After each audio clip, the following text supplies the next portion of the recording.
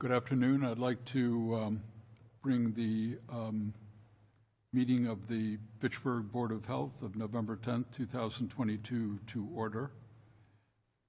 We have a fairly short agenda today, but if there is anyone from the public who wishes to speak during this meeting, I would just ask that you come to the podium, state your name and address, and you can speak on items that appear on the agenda only, and you would have 2 minutes to speak. So with that, I think we can bring the meeting to order. The first item on the agenda is to approve the meeting minutes of September 8th, 2022. Did we have any comments one way or the other? As usual, I have one. Sorry. I'm surprised you had time to look at it. Well, pretty much I didn't scrutinize it very closely, real close, but I did notice that on the first page under moment of silence, there was an S omitted under Jeff Stevens' name, and I think we should include that to at least honor him with the correct spelling. Good of his eyes. name. I'm sorry I didn't catch that. That's the only thing I found. Otherwise, I would make a motion to approve the minutes. What was the second one? I'm sorry? That was it. That was the only one. okay. I was just making a motion to accept the approval of the minutes for, let's see, what's the date here? September 8th. September 8th, yeah. Yeah. And, I'll second. okay, and I'm in favor also. So the meeting minutes are approved. Was easy? Next, we have, a lot easier than usual. Sandy only had one. We have a request for special permit, construction of a private well on Etonian Parkway, lot number 1. So is there someone who's going to be speaking remotely on that subject? So we have Tim, I believe it's Dion from Skillings. He is a licensed well driller. And we also, so Tim is allowed to talk. Tim, can you hear us? I can. Can you hear me? We can hear you. Yep. If you wouldn't mind giving me a moment, I'm going to give the property owner, which is Matt Tebow, the ability to talk. And Matt, can you hear us? Yes, I can hear everybody. Excellent.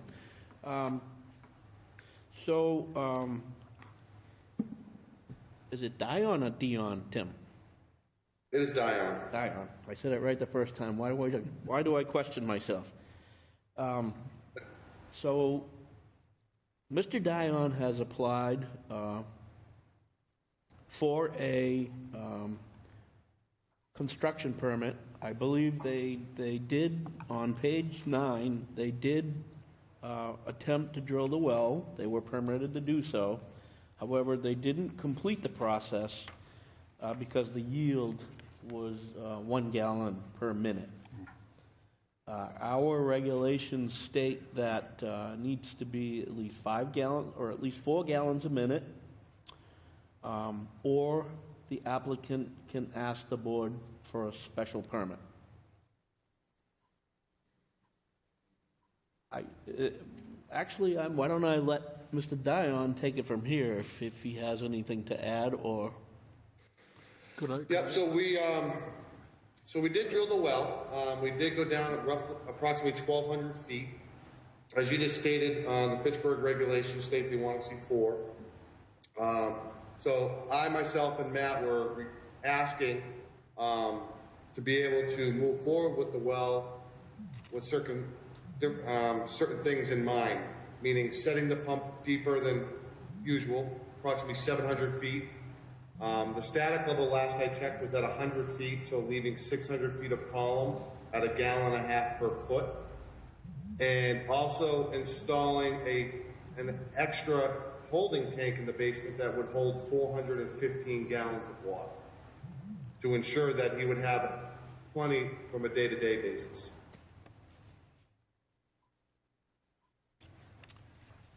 Does it have to do with the water table in that area that there was that you had to go so deep, or what What is the reason for that? Yeah, so the water table, there, High Rock Road and a few other areas around there, the wells go very deep.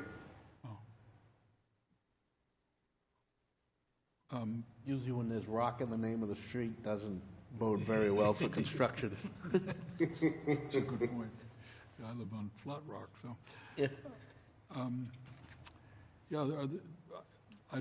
Is there any downside to allowing this permit, or? Well, the applicants are proposing to put in a 415-gallon tank, which is obviously great for storing water. What's the, what would that bring the yield to with the tank? Well, it's not increasing the yield. That tank is using floats for a full, an empty, and obviously a safety float to shut it off. For instance, in a lot of other surrounding towns in Massachusetts, a 2-gallon-a-minute yield at 500 feet would sustain a 4-bedroom home. In New Hampshire, they say 1 gallon a minute is enough.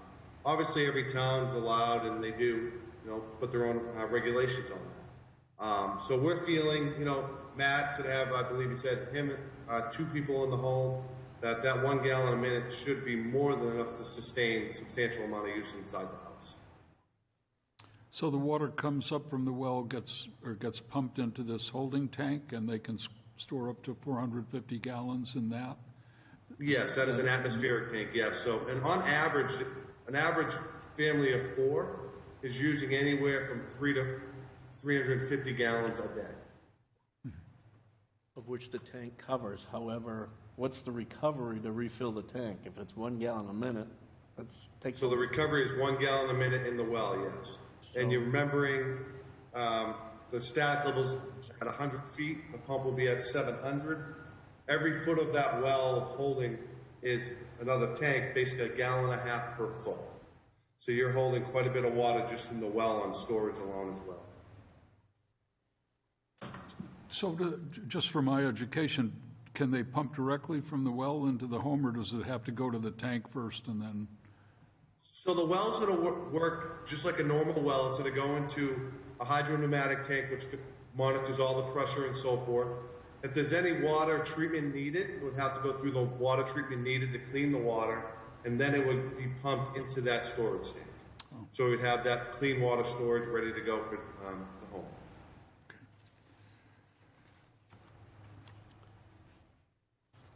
Well, Jim, I had a question also. This is Sandy tonight. So this was a dry summer. What are the chances of the water drying up in another summer like this? Never can answer that honestly, to be truthful. Is there a potential the aquifer could come back because it's been so dry? Yes. But to give you an honest answer to say a well's never going to go dry, I can't do that. I would think the homeowner would, I think the homeowner would feel like that's taking a big risk of not having any water, of running out of water. Maybe I'm wrong. I don't know. Not much choice, I suppose. That's why Matt's on the meeting as well. He's going to be the homeowner, and we've discussed this in depth, and we both feel that it would be, there is a risk with any well owner for a well to go dry. There's always that potential, and this summer we've gone through quite a bit of wells that have gone dry, deepening and so forth. But in this instance, owning the land, drilling a well of that depth, very costly. And again, with all that storage, he should be fine. But that's something, him and I have discussed. And there's no city water up there, is that the idea? So there's none, no. Right.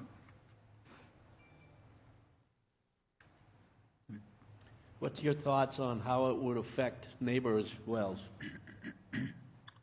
And again, I don't think there's really any effect of any neighboring wells because the nearest wells probably, and I'm guessing maybe 400 feet, 500 feet away. And it's no different than any other neighborhood using, well water. Not that like Matt's going to be using, an absurd amount of water. He's just looking, run his home. Not run irrigation, not support a farm or anything like that. So I don't think there'll be any impact on any neighboring wells. Is that me? Well, if there's no further discussion, I would make a motion that we, Do we want to ask if we have anybody in the, that we allow the special permit for construction of a private well on lot number 1, Etonian Parkway. do you want to see if anyone wants to speak on this issue? I don't know. No, he's, Oh, okay. oh, is there anyone else who wants to speak on the issue? I didn't know if there, this gentleman is not on this particular Okay. subject, but All right, I wasn't there might be someone remotely otherwise, Okay. but thanks for reminding me. Well, if there is no one, then I will again make a motion to allow the special permit for construction of a private well at lot number 1 on Etonian Parkway. I'll second. Do I have a second? Well, I'm just thinking of this, what is this water quality has not yet been taken? Does that mean the water hasn't been tested? That's correct. So, Yes, ma'am. The reason for that is to set a pump at that depth, it's very costly. So we wanted to have approval that we can move forward with the well before Matt had to spend a substantial amount of money to put a pump in so we can get those samples for you. That's the next step. So we just needed approval that the well would move forward. I'll vote in favor of the motion that's on the floor, pending the quality of water is approved. Okay, excellent question. Thanks for clarifying that. So if you were to get down there and the water is not suitable, you'd have to move somewhere else or do something else? well, I mean, I would imagine a treatment system, he's going down pretty deep, so the treatment, the Skilling's, Mr. Dion would know better, but I imagine it would be less chance of contamination because he's so deep. So that's sort of the good side. And I suppose being so deep does allow quite a bit of water to be stored in the well casing itself, as in addition to the tank. I mean, the recovery rate is a little concerning that you take a couple of 7 hours showers or in the morning and it's going to take 7 hours to refill. I believe there's only 2 occupants in the home, correct? That's correct. Yeah. And it's a 2-bedroom home? Yes, sir. Would you have any objections to putting information on the deed so that potentially if you were to sell the property, a new property owner would be aware of the issues that could potentially happen at the property? I wouldn't have any objections. I'd have to do the same for the 2-bedroom septic. So the septic, I would yeah. be willing to do the same for the well. That's good. So with those modifications, I'll resubmit the, the grant of an application for the permit at lot number 1, Etonian Parkway for the well. With, Any other questions? I suggest adding the condition to that motion of the deed. Yes, we should add the condition to that motion. That was added to the deed. I think that's fair. Yeah. It should cover it. And I'll second the new motion with the condition added. All right, then that passes. Anything else, gentlemen? Start So the grilling. next step is to, sorry, No this question. is your meeting and I'm taking control of it. The next step is to get the pump in there and get some testing. So, Yep, that'll be our next step. I'll talk with Matt over that over the next couple of days, and we'll get all the lab tests over to you. excellent. So that comes back to us. Yeah. So the board still would have to approve the final permit, just so you know, so you're not completely off, nobody's really completely off the hook here. So the testing and whatever else occurs on the next steps would be reported, and you still have the potential to deny the permit. Obviously, that's not what we're looking to do, but we're just making sure that drinking water is safe in the home. So thank you, gentlemen. Thank you for your time. Have a great long weekend. You as well. Thanks a lot. Thank you, everybody. The next item on the agenda then is the Massachusetts Department of Environmental Protection waste ban regulations. I think there have been some changes in what's allowed to be put into landfills and so on. So, Steve, I'm going to let you discuss that. So I wanted to take the opportunity just to educate the folks, the residents of Fitchburg. You can no longer put a mattress in a box spring or textiles in your household trash. So if you visit the Board of Health webpage, right now there is 3 options to dispose of your mattress and box spring. There is also a new business out there, which I invite folks to look into, is Tough Stuff Recycling. They are at 145 Authority Drive in Fitchburg. Their duty is to recycle mattresses. Obviously, when you recycle, there's fees associated for disposal. So I suggest folks look into the costs. The city is trying to contract with Tough Stuff Recycling at the moment, so we can keep a relationship and keep prices down for residents. So that's forthcoming, but that's one option of disposal. Landfill can also accept the landfill drop-off, has a contract with Tough Stuff, so the landfill can also accept the mattresses. Right now, there is a $25 fee because there is a cost of disposal now, like there wasn't before November 1st. So you can bring them to the landfill on regular hours. However, you need to purchase a permit from the health department, and that can be done online as well or in the office. And Tough Stuff also has a curbside program. Tough Stuff wishes for folks to use the portal, so I invite you to use the Tough Stuff Recycling portal. Go straight to it. It can also be found on the City of Fitchburg webpage. But please do not put mattresses at curbside. Once they're at curbside, they become contaminated, and fees are going to go up if they are left there if they cannot be recycled. So I encourage folks to utilize those 3 services and to make sure that we're recycling mattresses and not throwing them away so we can save landfill space. And the reason for this really is to prevent To the save landfill landfill space. filling up so quickly. And as far as textiles, I encourage folks to use the various clothing donation boxes. They're scattered around the city. There's also Salvation Army on Water Street that accepts clothing. That's strongly encouraged, so those items don't end up in our landfill as well. So just to be clear, if you have an old shirt, you should not put that in the trash. If it's gently used and can be donated, you should be donating it. Obviously, if it's beyond use and it has no significant usability, you still have to throw it away. But But not in the trash.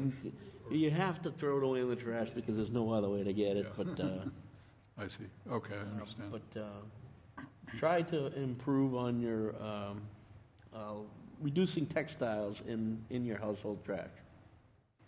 And this new regulation is Massachusetts-wide, it's not just This is not just the city of Fitchburg, this is statewide. And luckily, the city of Fitchburg has a business that has just recently opened. Just had their grand opening last week, so they're learning the process. In Fitchburg, they've done it in other communities across the country that have the same bans. But they're up and running, and I encourage folks to look into it, and so we can get our mattresses properly recycled and not landfilled. What's the name of the company again? Tough Stuff Recycling. TOUGH? TOUGH, yep. Just stuff. Sir, did you want to comment, or? Hi, my name is Bruce Cody. I live at Forest Street here in Fitchburg. My question and concern, I guess, is this Tough Stuff outfit. They're going to take these mattresses and they're going to what? They're going to destroy them, take them apart, I assume, and dismantle them, whatever. But what happens to that material? Is that going to go into our dump, or they have a special place they're going to burn it or take it away? So I encourage you to look at the Tough Stuff website. There is actually programming on exactly how they take the mattresses apart and what they do with the materials. All of the materials that come out of them, I've done the tour. I've watched them take them apart. All the materials that come out of the mattress are baled and distributed to various other businesses around the country for. So they recycle it. To utilize for, there's very, very little disposal when you're taking apart a mattress, which was quite a surprise to me as well. Really? Yeah. That's what my thought was, but my thought was, is this going to go back into our landfill anyways? Because I assume that's what happens to them. We've been throwing them away for years, Yes. so I'm assuming that's where we're burying them up there. So, but that's what they do. They recycle it, so to speak, and some of it goes into the landfill. They have about a 2-hour operation right now, which hopefully will be reduced Yeah. with future equipment coming on board in early spring next year. But about a 2-hour process to dismantle most mattresses, and then they bale them and ship them wherever. But I encourage folks to take a look at their website if you have the time to do it. It's pretty detailed on how the process works. I'll check that out. Those are great questions, and it amazes me what kind of niche businesses grow up. Who would have thought? Yeah, well, if it helps the environment. No, it's Thank you. Wonderful. Thank All you. right, thank you for asking. Well, that might be the end of the agenda, unless there were some So announcements. I do have a couple of announcements, Somebody actually took the Yeah. time to come. and if you folks have any, you're welcome to do so, obviously. But this is my education hour, so. So on November 19th, on Saturday, is our second 2022 Household Hazardous Waste Collection Day. It's from 9 to 12 at the Fitchburg Westminster Landfill. I urge folks to utilize it. On our webpage is a pretty detailed explanation of what you can bring and what you cannot bring. I encourage folks to look at that and check their basements and garages and various storage areas in the home, and it's free disposal, so take advantage of it. And that's Saturday, November 19th. So that would be for things like paint and kerosene and all those sorts of things. That's correct. Yeah. It would be oil-based paint is hazardous waste. Latex paint is considered household waste, so you can dry it out. Just open the cover, leave it open for a little while, or encourage the drying process with some kitty litter or sand, and then you can throw it away in your regular household trash. That's latex paint. However, oil-based paint is hazardous waste, and yes, that can be brought to the household waste disposal day.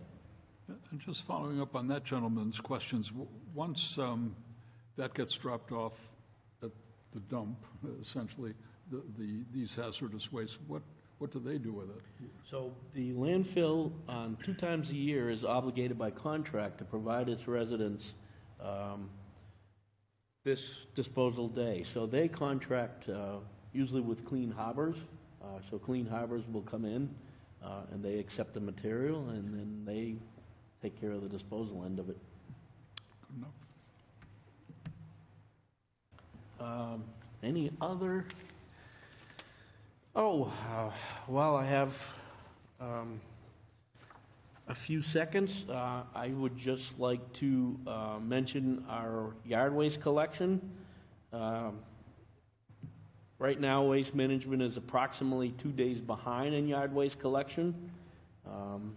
It's causing frustration for a lot of people. Today, they were working on the Tuesday route. I understand it's frustrating, but leave your yard waste out. Tomorrow is not a holiday for the collection of yard waste. They will be out there collecting, hopefully beginning the Wednesday route tomorrow, as well as putting several trucks out there on Saturday to try to catch up.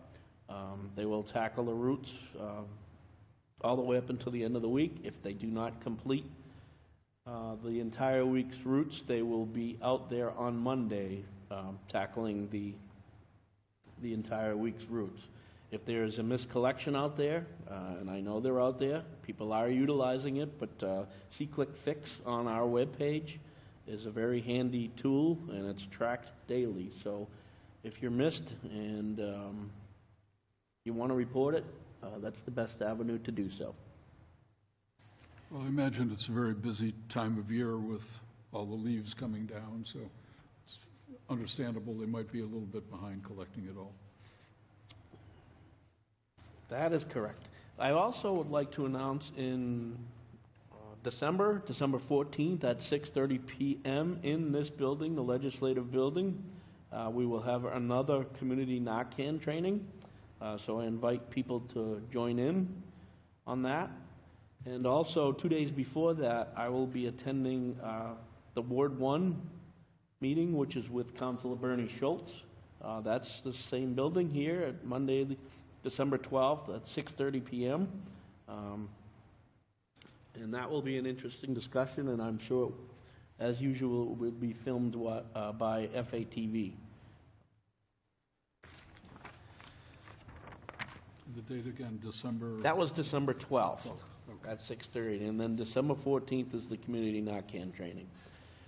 And the last item is we still are running COVID vaccine clinics, and these are at the library. Tomorrow, the library is closed, so we will not be able to run the clinic. However, on Fridays, every Friday from 2 to 5, we run COVID vaccine clinics. And occasionally we will offer flu vaccine at the site too. So pay attention to that. We will try to keep our web pages up to date, but I encourage folks to utilize that. So those are every Friday from 2 to 5, just not tomorrow, Veterans Day. The library is closed. I'll just follow up on that and say this winter could be a busy one for COVID and for flu and for this new RSV that's raising its ugly head, especially in young people. So if you believe in vaccines at all, I heartily recommend that you get your vaccines, both for the flu and for COVID.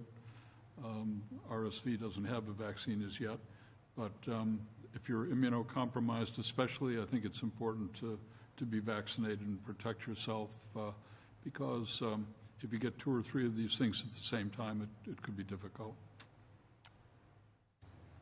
Thank you for inputting that. I appreciate that, Ed. I always forget that part. Anything? Yeah, you know me, I always have one more thing to add.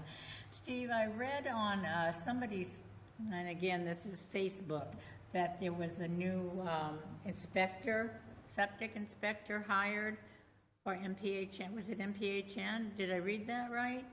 We haven't had any hires. We have a posting. A posting, that was it then. We have a posting for a new position, which is a combination position, which is weights and measures inspector for the city of Fitchburg, which is a part-time job. And we have combined it because it's been posted for over a year and there wasn't a whole lot of interest in it. So we combined it with a regional position of a sanitary inspector to make it a full-time position. So that's posted, and maybe it'll be more attractive as a full-time position. But measuring various weights and measures around the city with gas stations and oil trucks and scanners and grocery stores. Maybe I'll do it. I was thinking for myself, actually. I actually read that it was filled. Yeah, So that's not true then. that's not true. Okay, all right. Yep. Thank you. Courage, thank you for bringing that up. Any other comments or announcements? It's unusual that we're finishing up that early. I know. Well, if everyone stays healthy, it's great. Right. Well, then I think if we've completed the agenda, we can probably entertain a motion to adjourn. I'll make that motion, unless you would like to. No, go ahead. I'll Okay, second that motion to motion. adjourn. In favor too, and I'll bring the meeting of the Board of Health to a close.